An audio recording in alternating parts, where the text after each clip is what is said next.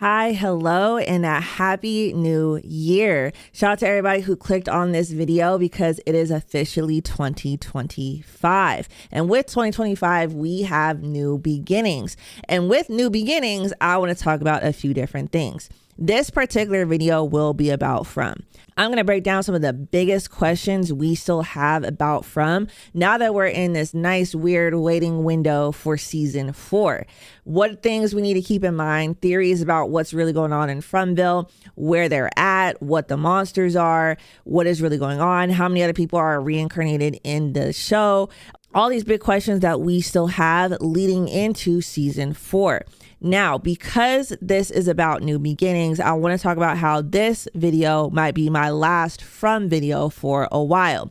Outside of any huge things that might come out of the community, because the community is always active, the Fromily is always active, and addressing some theories and some cool things people might be talking about, I plan on shifting to new beginnings and starting to break down new shows. That includes shows like Silo, Severance. I even watch a lot of movies too, so whether that's Nosferatu, whether that's Wicked, Gladiator 2, or even Alien Romulus, I just watched and then it sent me down a whole rabbit hole of watching the entire Alien series and a whole lot of other things, right?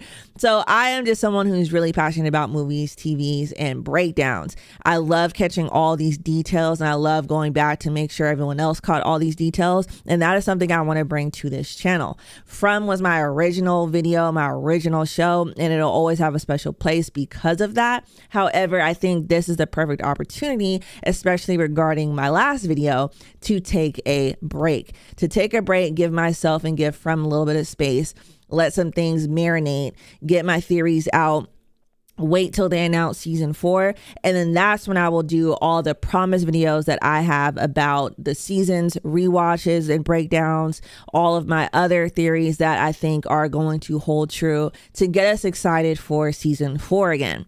But until then, I'm going to kind of just, spread my wings and let's try out some other shows and some other movies. Back to this video. If you have not already subscribed, hit that subscribe button. A lot of you guys watch my videos religiously, but you are not subscribed. So hit that subscribe button. We are trying to hit 10K now in 2025. Let's talk about From.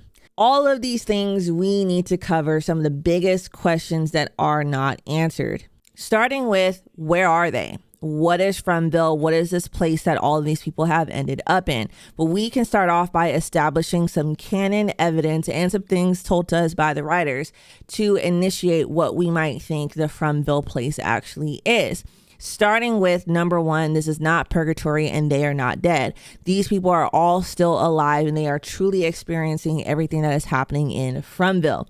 Now, the next thing we know is that according to Miranda, this place is everywhere and nowhere, and it's a place that you can get stuck in. Like we've seen, these people get stuck here. They cannot get out. They get entered in here by being chosen to be here. At least most of them are chosen. Some people might enter with people who are chosen and just be bystanders. But for the most part, everyone who is here is chosen to be here, like the pieces of a game. I've talked about how there's very clear imagery about a game that is being played out throughout the show, which I'll touch on more.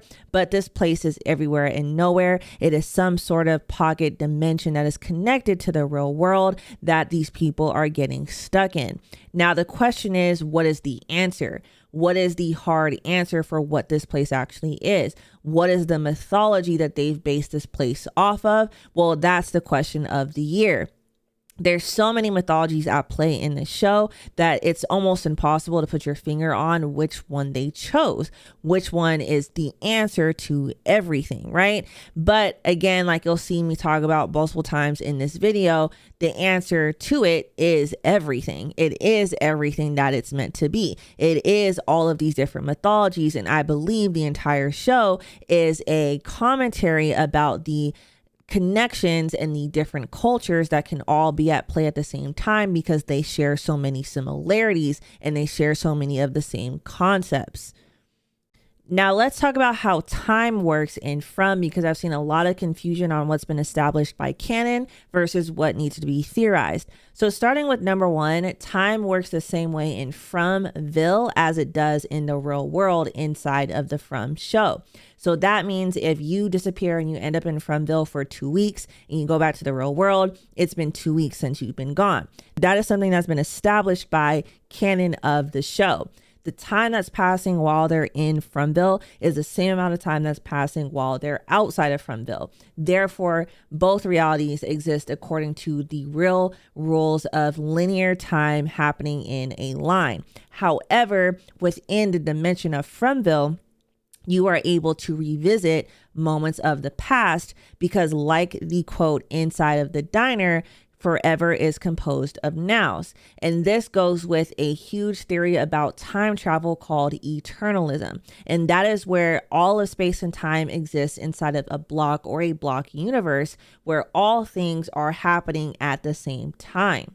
But something I discovered through researching eternalism and this thought of time as a past, present, and future existing all at the same time is something called the bar and ring paradox, which might look a lot like the symbol in the caves. The bar and ring paradox is an example of relativity of simultaneity, which is basically, that sounds crazy, but it's basically the same thing as eternalism, or basically all realities happening simultaneously. Now, what this means is that there's a distant simultaneity inside of this concept, which means that all things occur at the same time, but are spatially separated and are not absolute. So it depends on the reference frame of the observer. So basically all things are happening at once, but depending on where you're looking at it from, they could look like they're happening linearly. They could look like they're happening in different, completely separate times, or they could look like they're all happening at once, depending on how and where you're looking at them. And this sounds a lot like what's happening in Fromville, right? Some things seem like they're from the past, some things seem like they're from the future, and some things are happening right now. And I believe the addition of the infinity symbol with the line going through it instead of the circle with the line going through it refers to the fact that there is an infinite loop of time, an infinite universe, an infinite cycle that is playing out events that are all happening at the same time. Really hard to kind of keep up with and explain, but it starts to make sense when you think of it of the reference of what we're watching happen in the show, like how Boyd and Julie were happening at the same time, but based off of our own interpretation and our own viewpoint of the show, they looked like they happened at different times based on linear time, because Boyd ended up at Martin first and we saw Julie happen later. We also don't even know when Martin got there in the first place. So keep that in mind, that I believe that this is the type of time travel that they are using inside of Fromville, which is eternalism, if you want to look it up and do your own research. And it's basically really connected to some big philosophers, and it'll go really nicely and right into Jade's character, which he has to explain this to all of us in the show. Now let's talk about why From looks the way that it does. What is the point of this town, of this diner, the motel pool with no motel? The other things we see in Fromville, like the village, the caves, the lighthouse. Why are all of these things here? Well, if you're already familiar with my channel, you would know that I have my landmark theory, but this ties directly into everything we've already established before. This pocket dimension that is controlled by some sort of entity that's based off of a bunch of different mythologies that, according to time travel in From, is supposed to reflect all of these different realities, all of these different nows happening at the same time, eternalism. And that is being played out by the actual buildings inside of Fromville. All of these buildings exist at different periods of time in the real world. And Fromville is clearly picking out all of these different buildings, all of these different sites, historical looking sites, and the caves even themselves, to mimic all of these different time periods in time, like a snapshot in time, that are all happening at the same time, aka existing in Fromville at the same time. And I believe that this all starts to connect literally everything else we see in the show, because then we get to where you start to see all of these different reincarnation versions of Tabitha and Jade, and their original versions all the way in 1506 with the original sacrifice of the children and the original monsters who sacrificed their children happening in 1506, which is a date in the lighthouse, and how every single date after that not only correlates with one of their reincarnation cycles, but correlates with a different building in the town. This is proven by number one, Miranda herself and Christopher being from the 1978 cycle, which is what the diner and all the things in From Town are based off of. Then you go to 1864. Clearly, one of Jade's reincarnations was the Civil War soldier.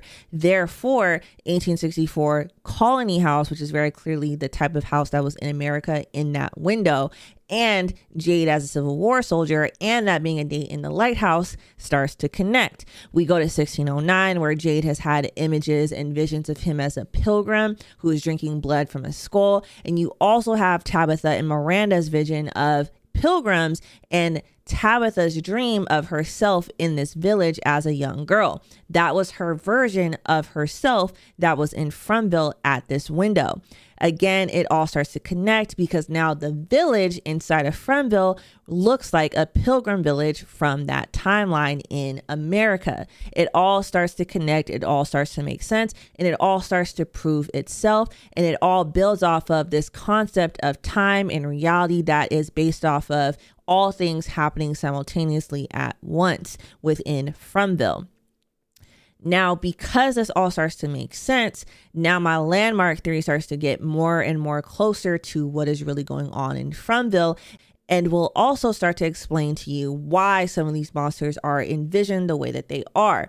Certain timelines in America are directly tied to different types of cultures entering into America, and different types of mythologies therefore having an impact on American culture, like Japanese culture, like cicadas in 1931, like all of this war imagery throughout the show, and all these other instances where these monsters we're seeing play out connected to buildings that are connected to the same time periods are based off of different things that were happening at that time period as well.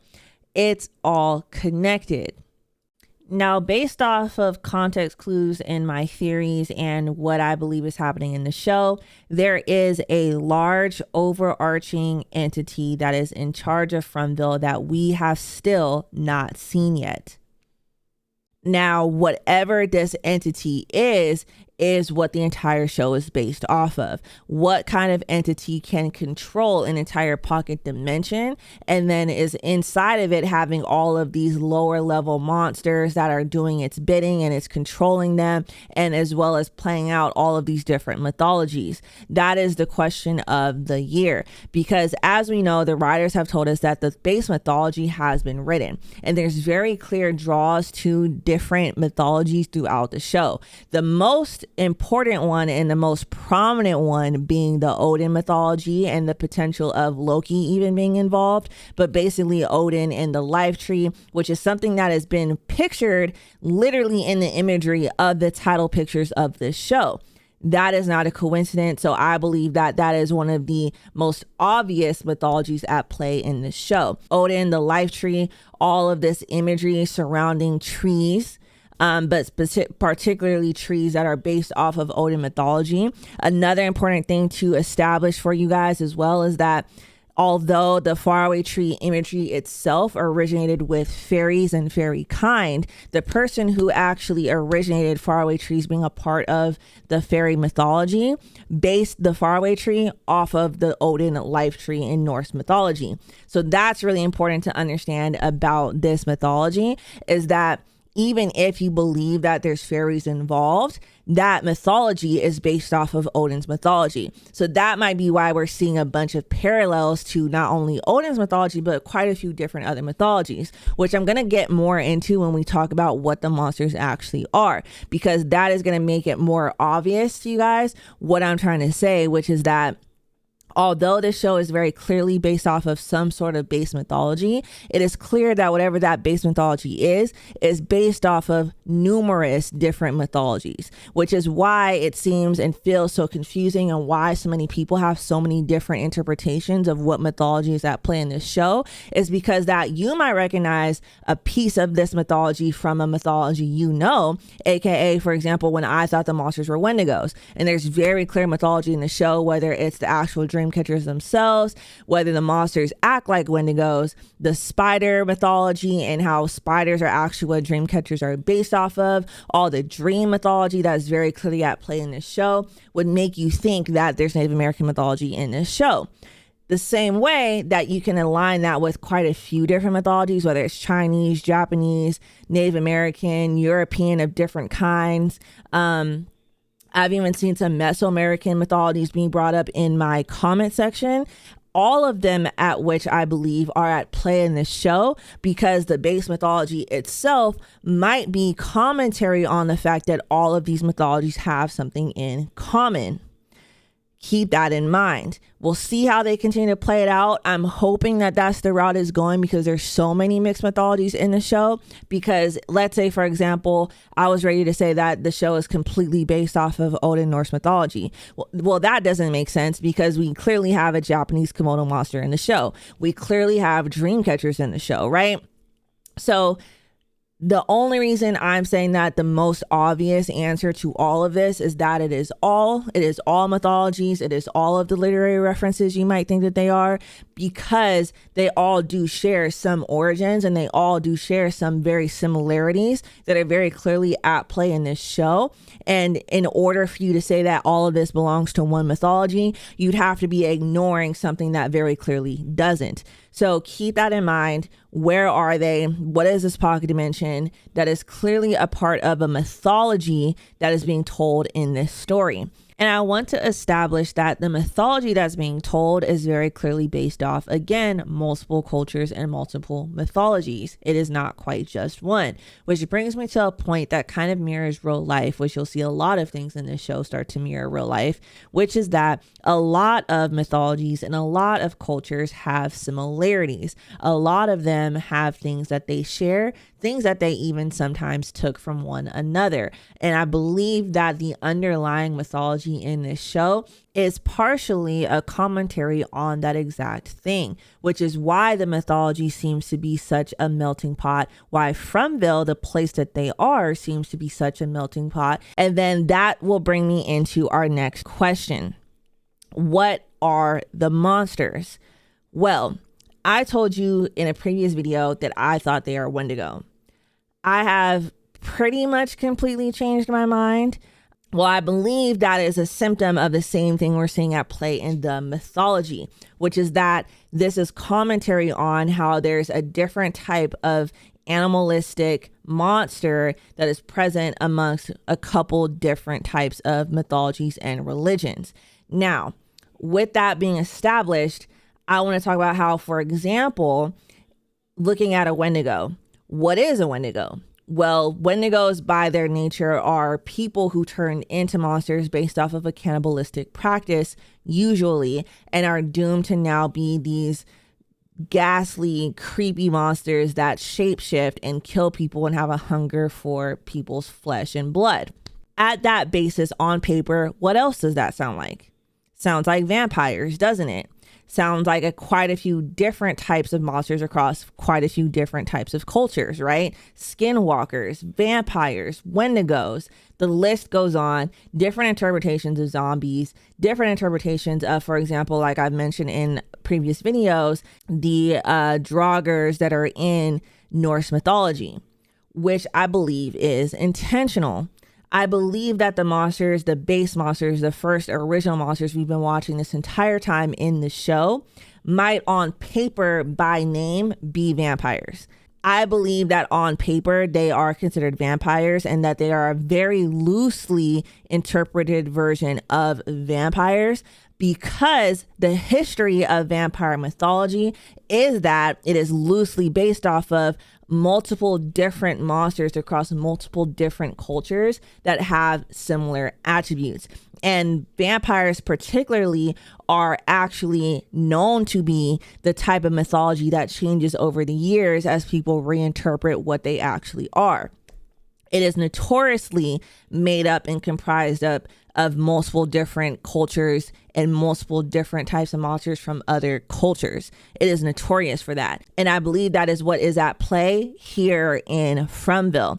Just like it seems to be the actual place itself is a mishmash of cultures, the actual mythology that is behind the show is a mishmash of mythologies. The monsters themselves are a mixed bag of interpretations of quite a few different monsters, whether that's vampires, wendigos, draugrs, fairies, skinwalkers. The list goes on, because all of those mythologies at its core are what?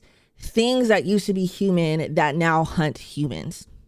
So I believe that's where this is going. I believe that that's what they truly are. We don't actually know what they are by canon, but I believe that they are a very loose interpretation of vampires that are based off of quite a few different types of similar monsters directly. Whether that is intentional or not is for the question, based off my last video. How many things in the show are actually intentional? We don't know. But giving them benefit of the doubt, I believe this is intentional. I believe the mixing of these cultures and the mixing of all these interpretations is intentional and not because they didn't actually do their homework. That's what I believe the monsters are. If you guys want a more in-depth video breaking down what the monsters are completely and with all the evidence and all the canon details that lead us to these types of conclusions, let me know. But this video is just to cover all of the biggest questions that we have so far. And just to add for reference too, because I really came to this conclusion before, like literally right around the window the show season 3 was ending, but also it kind of was solidified for me by doing my own research on vampires, but also too from Nosferatu itself. And that how Nosferatu itself as a movie is a commentary on how vampires themselves were never actually considered to be real, and that they were actually a reflection of the shadow self, which is something we've talked about because Carl Jung himself is a huge proprietor of the shadow self. He has a couple different things that are at play here in this show, and it begs the question of what else might loosely be interpreted off of some things Carl Jung invented, which brings me to the inner child and the imagery of the inner child. Who is the boy in white? Now, at its basis, at its most basis, shallow level, obviously the boy in white is some sort of person who used to be in Fromville who is stuck here now as an entity and a ghost. However, I believe the boy in white himself is a failed version of all these other types of entities in the town, which is why he's able to be good and do what he wants and act outside of whatever contract the rest of these entities are abiding by. But I believe that they were all created through a similar process. To clarify what I mean by this, we now know, according to the canon, that the original monsters, these vampire, wendigo, skinwalker things running around the town, were the byproduct of an original contract, a deal that they made with some sort of entity that exists in Fromville, and that contract was to sacrifice their children for eternal life. Now, I believe that this is how every entity in Fromville gets created. There is some sort of contract that each one of these entities was creating with this overarching, bigger, more powerful entity that controls all of them. And each one of these entities had a different contract in their own timeline that they ended up failing the quest or signing this contract, making a deal with the devil. I believe that that's how the man in yellow became an entity while he used to be a resident in the town. And the same thing could be true for the boy in white. Obviously failed contract, which is why the boy in white is able to do what he wants and exists as a good entity versus all of the others. Now, how his contract failed is the question of the year, and why his contract would have failed and still turned him into an entity, and how he was a past resident in the town. All questions of the year. What is the boy in white's actual story? underneath it, deeper theory, actual character analysis version of the boy in white's character, he is the physical representation in the town of the inner child. We're seeing a bunch of things at play here and commentary on making the right choice. Will you turn to the dark side, like we've seen with Boyd when he attacked Elgin? People making the right decisions, clearing up their generational curses, like I talked about with Elgin and how his grandmother would have seen the kimono lady as an angel.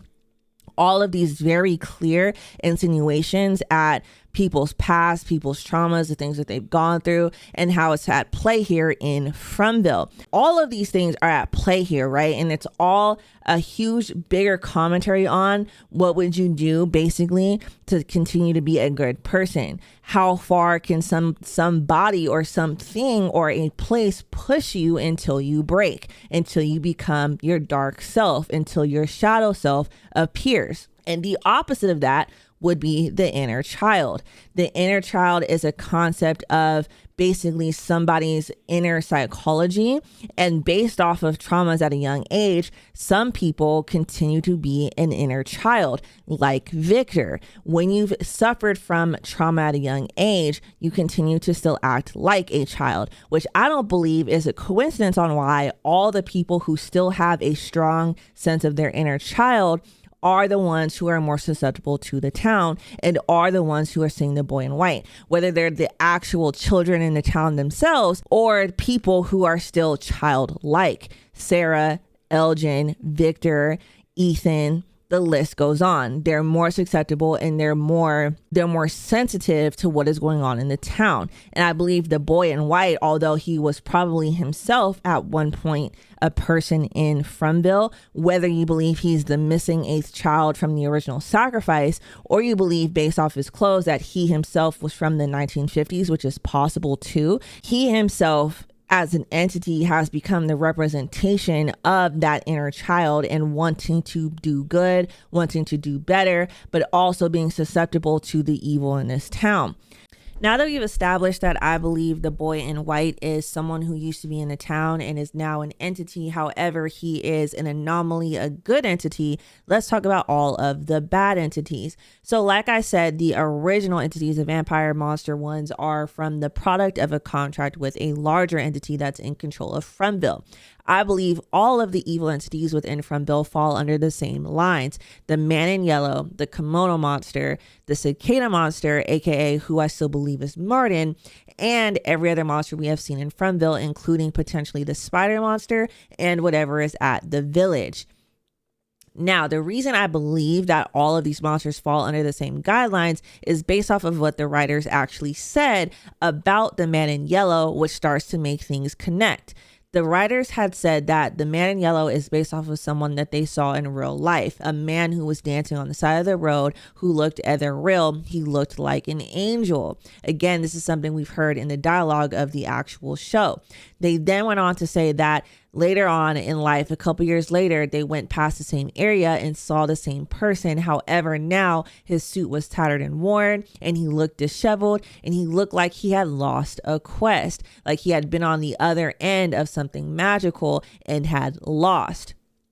Now, when you start to connect the dots on a couple of things I found about the man in yellow, which includes the fact that the original painting that Miranda had in her studio was clearly of a younger version of the man in yellow. We know that all the paintings in her studio are from past people, past versions of herself, and what they actually saw and experienced in Fromville. That means that a past version of Miranda saw and experienced the younger, maybe the actual human version of the man in yellow. Now, later down the line, this man in yellow failed its quest. We saw that Elgin referred to the kimono lady as an angel. He first mentions that his grandmother would have thought that this thing appearing to him was an angel speaking to him. And later on at the end of season 3, he says that he thought she was an angel and that she is an angel, right? This is very clearly the same thing the writers have said about the man in yellow. So that means to me that the man in yellow and the kimono lady are similar types of entities. entities. They're a similar level in the town of an entity that is like an angel. But what are angels actually in actual execution? They are God's workers. They are God's assistants. So are all of these entities, including the cicada monster, the kimono lady, and the man in yellow, the assistants now, the generals of whatever entity is in control of Frumville, the god of Frumville? On top of that, we now know that they're basically the same thing. So how did the man in yellow go from being a young man in Frumville to an old, disheveled entity that is still alive? I believe it's because that every monster in Frumville, similar to the original monsters who sacrificed their children, similar to the boy in white, similar to the children and everybody else, similar to even the visions of other people are having that are speaking to them, are all of people who used to be in the town. The man in yellow used to be a person in Frumville who failed their quest and made a contract with whoever's in charge of Frumville, made a deal with the devil. Same thing with the kimono lady. As we know, Fatima has been wearing all these kimonos she has found throughout Frumville. Is that a coincidence, or did these kimonos actually used to belong to the kimono monster and the kimono lady? Lastly, I've done all of my connections in my video about Martin that shows you not only that Martin himself was clearly a past resident in the town from another timeline, but that he potentially could be the cicada monster himself. Therefore, if he actually is a cicada monster, this all starts to hold true. Every single entity in Frumville was a past resident in the town who made a deal with the devil, made a deal with whatever large entity is in charge, made a contract just like the other entities in Frumville, and now it all starts to make sense.